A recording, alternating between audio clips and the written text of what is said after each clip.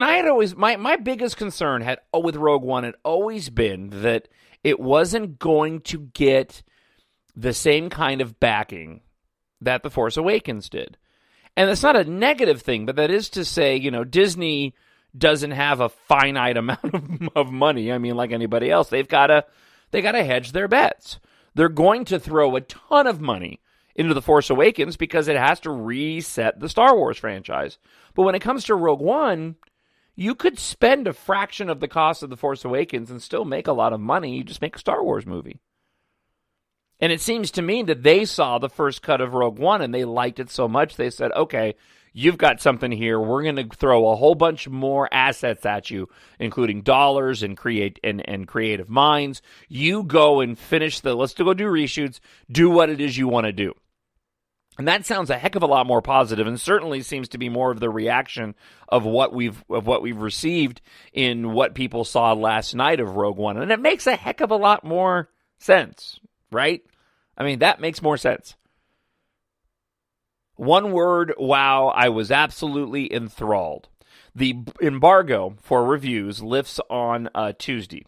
I'm looking at Heroic Hollywood, and I just read to you a tweet from Humberto Gonzalez, who is well known in movie critic, writes for a lot of different entertainment publications.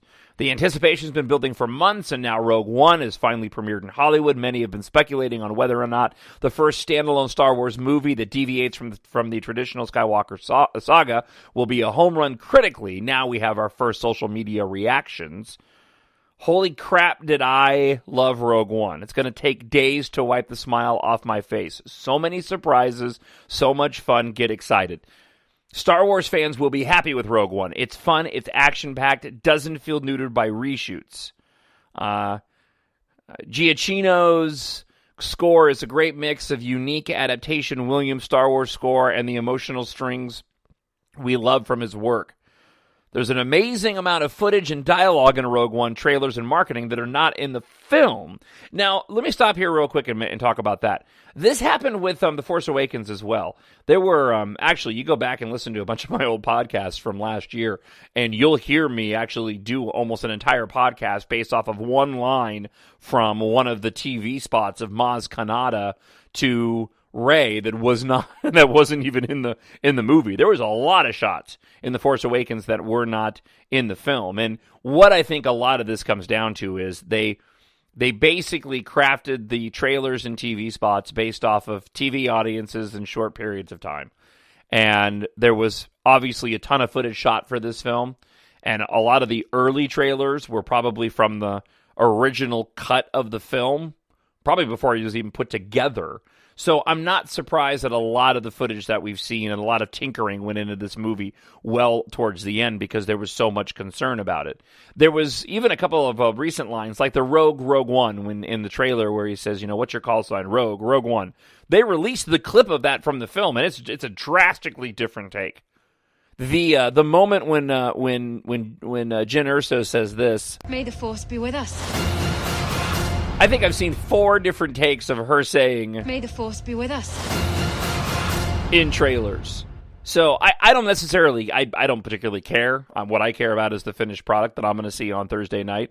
But people are picking up on the fact that there's a lot of footage, just like in the Force Awakens, that did not end up in the film. By the way, and I'm not going to do spoilers. I said I wasn't. However, if you listen to the very end of last week's podcast, I'm about 99.9% that I was right. 99.9% right in my theory at the end of the podcast last week. I only say 99.9 because it's taking every fiber of my being to not go online and look at people who have seen the film and their comments, because people are posting online the entire movie and giving away all the spoilers, and I'm desperately trying to keep myself spoiler-free until Thursday. And I'll get back to that in just a moment.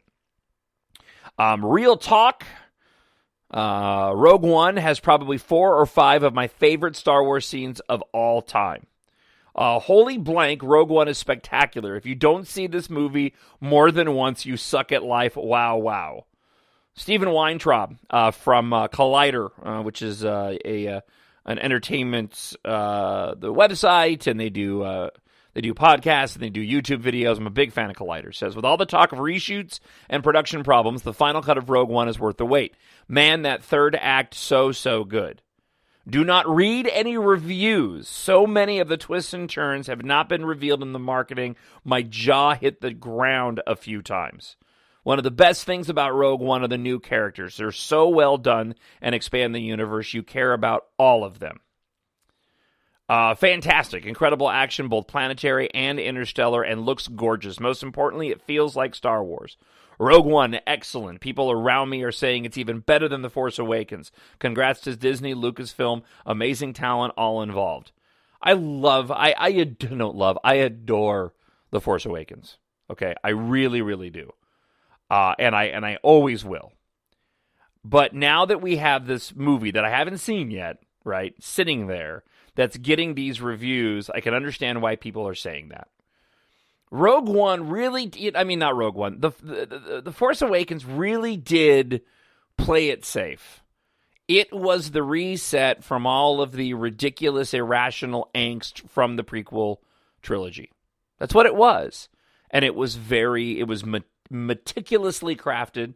It was carefully considered every step of the way, and it did exactly what it needed to do. And I love it for that. I absolutely adore that movie for that reason. Again, I watched it again over the weekend, and it never gets old to me. I love every aspect of that film. Rogue One, again, has this opportunity, and I'm not going to tread over ground that I went over last week, but it has that opportunity to, again, without being tied and grounded to the saga films, being unshackled from that, you can do whatever you want. And what it sounds like they did is whatever they wanted to do. And that's what I'm excited about. The little things that I know about the film that again, I won't spoil for you. And they're really not, in the grand scheme of things, I don't know everything by any stretch. Like by this point in time, before I went to go see The Force Awakens, I was so spoiled I knew how the whole storyline played out. I didn't know exactly what the connecting pieces were, but I knew how the whole storyline played out. I have no idea how this movie rolls out. I know that we meet a young Jin or so in the beginning, and there's a flashback. I talked about it last week, and I know at some point they steal the Death Star plans, and I know at some point they have to beam it to Princess Leia. And I know that there's a couple of characters in there and a couple other things here and there, and just what I've seen off the trailer. But other than that, I have no idea how they get to point. I have no idea what happens in the middle. I don't know I don't know any of it. Like when I watch the trailer, I don't know what scenes I'm watching. And I'm excited for that, right? But from what I'm hearing from people just on the surface is that basically they said, we're going to make a Star Wars movie and we are not going to hold back. We're going to put everything in there that can be in there and that fits to be in there, and we don't care if people call it fan service. Because that's one of the things that we are hearing. If I can, let me see if I can grab this here. I do have a couple of negative tweets that I'll share with you in just a moment. I'm just looking at a whole bunch of different tweets. Nobody's done a straight up review, but there are a couple of people that were a little bit negative on the movie. Let me set the stage this way as it relates to this part of the conversation about the movie. And what I mean by going out and making a Star Wars movie and putting everything in there they can. One of my biggest complaints with Revenge of the Sith, I remember, I could probably find it if I looked. I remember I sat down at one point in time before Revenge of the Sith came out. And was so excited for that movie. Love that. And I love Revenge of the Sith. But I remember writing down, okay, these are all the things that we need answers to. These are all the different places that George Lucas can go to take Revenge of the Sith and attach it to A New Hope. Now, in retrospect, I'm kind of glad he didn't do that because he's left a nice big chunk of time to play with, and we're seeing how they played with it and with Rogue One. But I remember I made this list of things that George Lucas needed to do to wrap things up. I mean, from as sort of basic and on the nose as he's got to fall into lava at some point and burn up and turn into Darth Vader, to how do we learn about Force ghosting? Are we going to see Qui-Gon Jinn show up? And are we going to figure out how Yoda figured this out and all that? And that was one of my biggest complaints leaving Revenge of the Sith was I wanted Lucas to do that.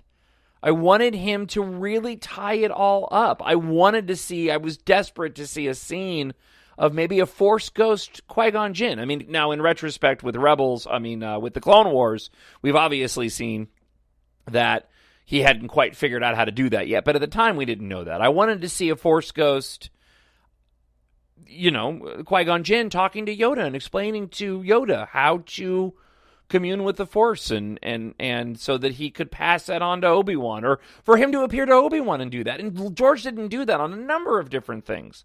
And I was really, really annoyed by that. It really felt like he was holding back, and for whatever reason, like he was avoiding the fan service doing that thing with my fingers, right? Putting something in there just to appease the fans. But I'm like, no, that's what we the fans want. Do you know that in the prequel trilogy, there are no shots from inside the cockpit of the starships going into hyperspace? Did you ever notice that? Like when you're on the Millennium Falcon and they go to hyperspace and it does the light streaks across that. There's none of those shots in any of the prequel movies. Now, George said he did that because he wanted to leave something for the original trilogy he wanted to leave that particular thing to the original trilogy so that there was there was an effect that they didn't do in the prequel trilogy, which again, I kind of was scratching my head going, you did everything else.